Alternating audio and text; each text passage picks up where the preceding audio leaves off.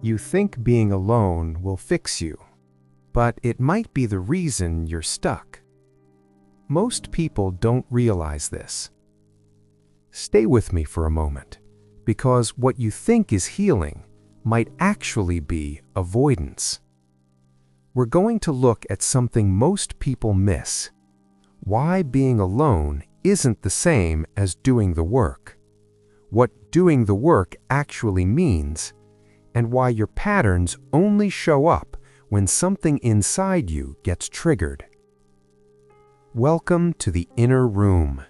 This is where we go to understand the parts of yourself nobody taught you how to read. I'm glad you're here. Let's go inside. There's a story we tell ourselves after something breaks. I need to be alone. And that's true. Space is necessary. But somewhere along the way, we confused being alone with doing the work. We treated distance like it was depth. Think about what actually happens when you're alone. You fill the silence: music, podcasts, scrolling, cleaning, planning, working, anything that keeps the mind occupied. Not because you're lazy, but because the mind is afraid of what stillness might surface. Adele talked about this openly. After one of the most painful periods of her life, she said she spent years being busy, producing, performing, moving, before she realized she was using work to avoid sitting with herself. The music was real, but the stillness wasn't there yet.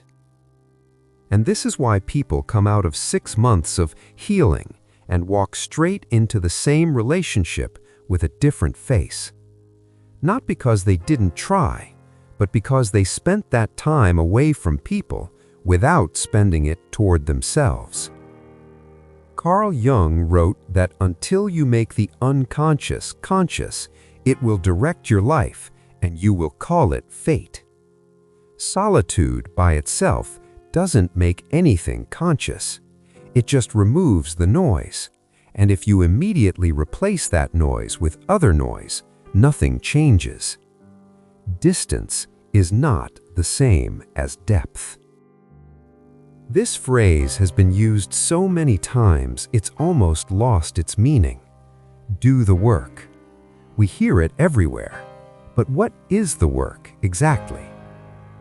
Most people define it by what they stop doing, stop chasing, stop people-pleasing, stop being available to people who don't deserve it.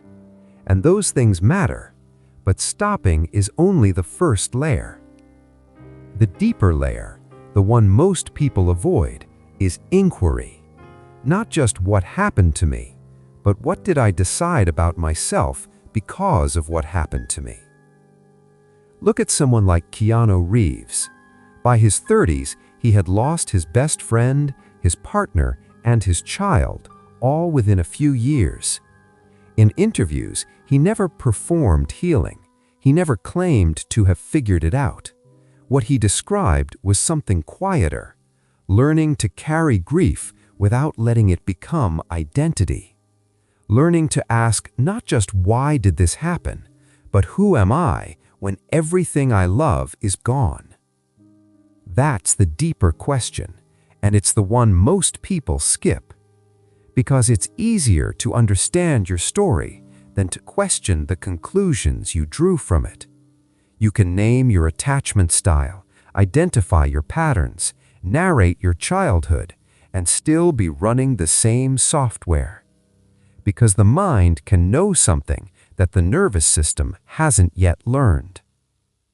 Psychologist John Bowlby spent decades showing how early attachment shapes not just how we connect with others, but the unconscious belief we form about whether we are lovable, whether we deserve reliability, whether closeness is safe. That belief doesn't dissolve because you spent time alone. It was built in relationship, and it can only be examined in relationship. Here is something that sounds wrong until it doesn't. You cannot fully know your patterns until they're activated.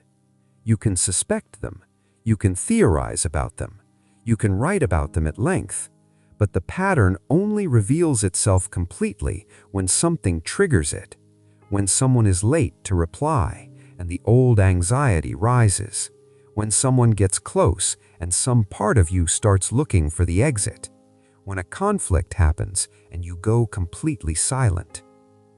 Consider Prince Harry. He spent years in what he described as emotional shutdown, performing strength, suppressing grief after his mother's death, going through the motions. It wasn't until he entered therapy and a serious relationship that the patterns became visible to him. Not because he wasn't alone enough before, but because the friction of real intimacy surfaced what distance had kept buried. That's not a coincidence. That's how it works. Dr. Kristen Neff, whose research on self-compassion has shifted how psychologists think about healing, found something quietly radical. The people making real progress weren't the ones who understood their patterns best. They were the ones who could observe those patterns with curiosity instead of judgment. Not, "Why do I keep doing this? What's wrong with me?" But, "That's interesting. That response is protecting something. What is it protecting?" That shift from judgment to curiosity is what allows the work to go deeper than narrative. So the next time you feel a strong emotional reaction to something someone said, to being left unread, to a moment of conflict, don't immediately process it away. Instead, try sitting with this question once. What did I just decide about myself in that moment? Not what they did, not whether it was fair, but what story activated inside you, and how old is that story?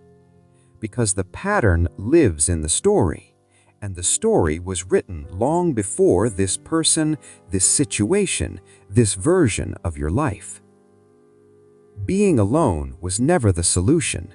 What you do in the alone is. Whether we finally turn toward the parts of ourselves or we rest in a temporary silence and call that healing. This is the work of the inner room, not to tear apart what you've built, but to gently, carefully open the rooms you've kept locked. If this made you see something in yourself, subscribe and share your experience in the comments, because this is what we do here. I'll see you in the next room.